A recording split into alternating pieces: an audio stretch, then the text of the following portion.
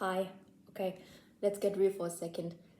How many of you have learned language, say for 5 years or so in high school, and now you are struggling to speak that language even though you really want to?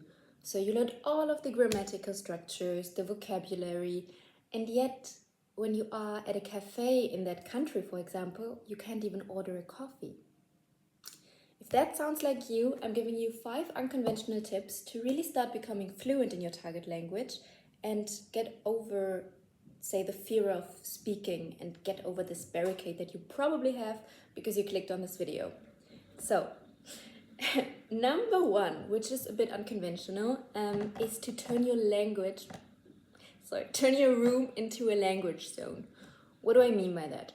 So, what you do is you take a bunch of post-its, you take each one of them, you basically stick them onto everything. So to the table you put der Tisch, if German is your target language, der Stuhl, das Holz, the wood, das Glas, whatever. So you put it everywhere, and then what you do is I want you to look at it every time and sometimes even say it out loud, right?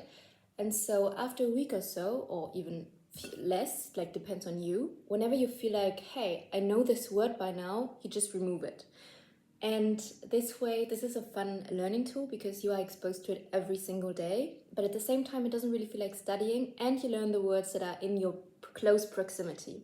This is also great for more practical sentences. So when you put it on your toothbrush, like Zähne putzen, or on your lunch, eating dinner or whatever, or lunch. And so, yes, this is a very simple way to just become more familiar with it quickly.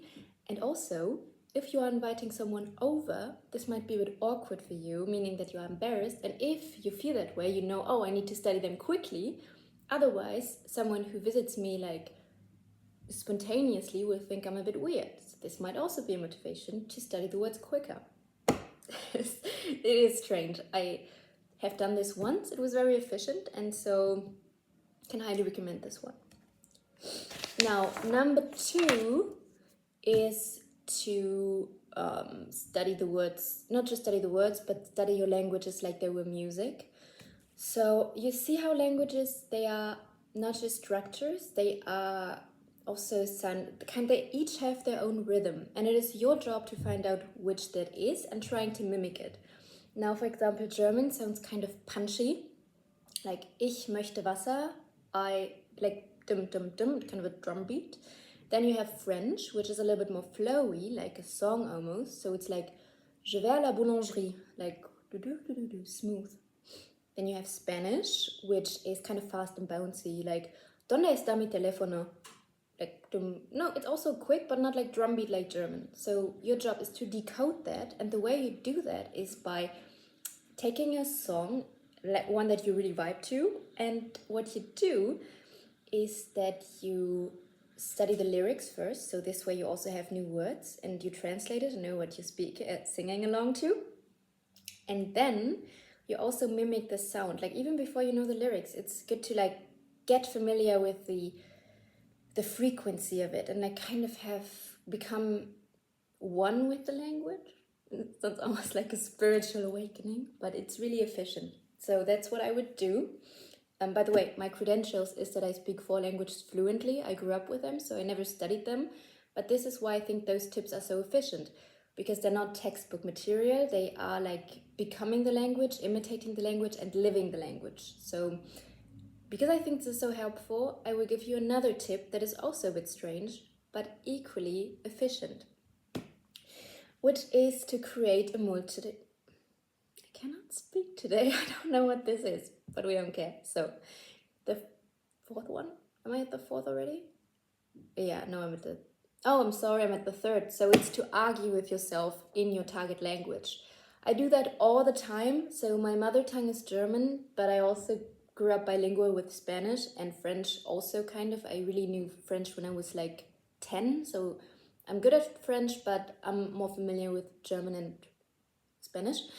And so sometimes, because French is like my weakest language, I will argue with myself in French. So can be like, does pineapple belong on a pizza? Then you create pros and cons. No one will hear you. This is very safe. And then once you argue with yourself, you will also identify your gaps, meaning that you will see where you might build more arguments, where words are lacking, what you can improve. Like, if you're like, je crois que la pizza est bien parce que c'est bien pour la santé.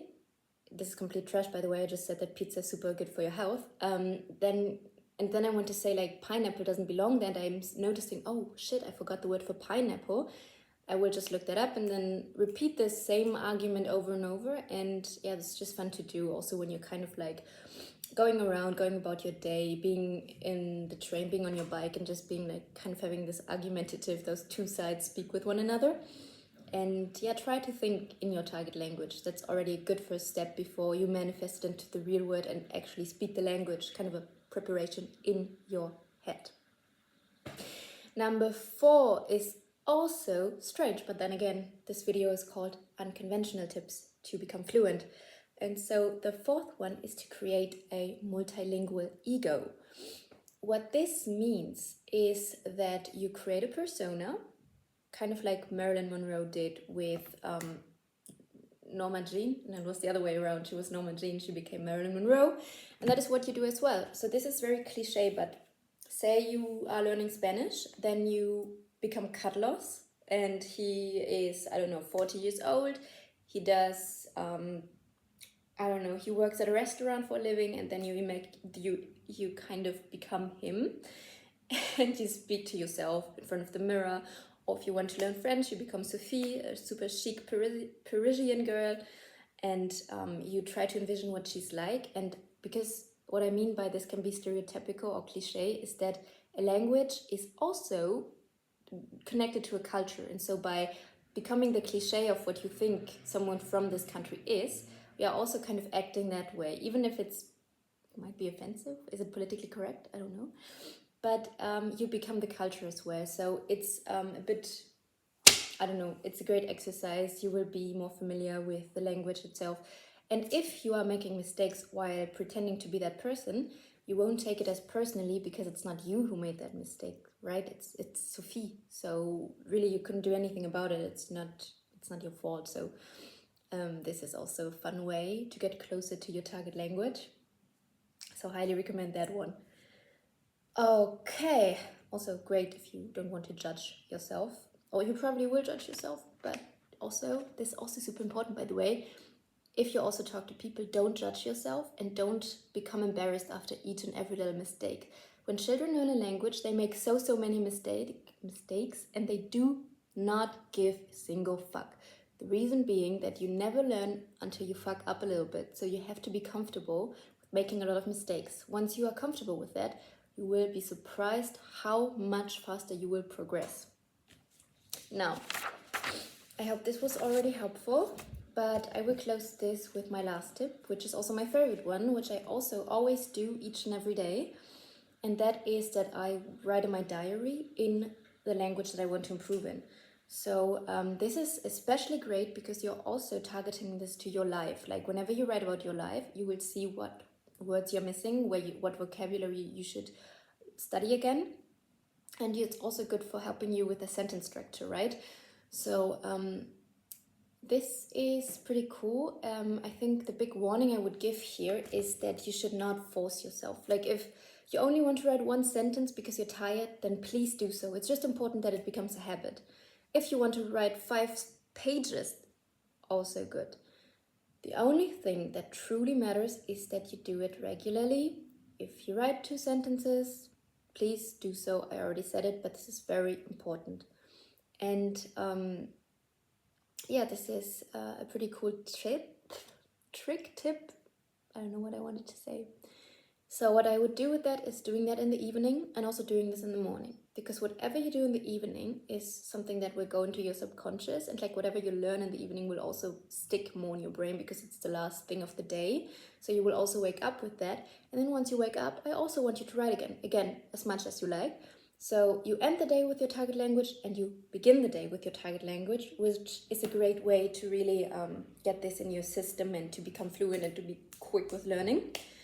And yeah, those were my 5 really unconventional tips. I hope that you will try them. If so, please let me know in the comments which one was your favorite trick, what you would like to try, which one you thought might be a bit too strange. And if you want to see more content, please subscribe to this channel. I will also upload this same exact video in German, French, and Spanish.